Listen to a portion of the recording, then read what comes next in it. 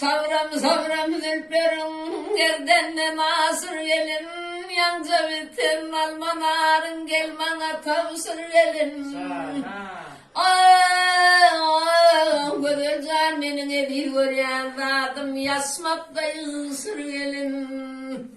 Semsat yanı görürdüm birce gönlüm şadeyle. Ah dilim seni söylerdim otlar sallın canıma. Kamız kanat kuş olup bak uçup bardım yanına. Vah güzel can sana dil yetirey gelir ödüm ancak kanına. Evi görüyen ben seni birce gönlüm şadeyle. Ah şadeyle. Can, güzel can, can gelin şadiyle. Ravi olacağım. Ömrümü dokunu varın bilin de benim canımı narazım. Tanrı yapasın.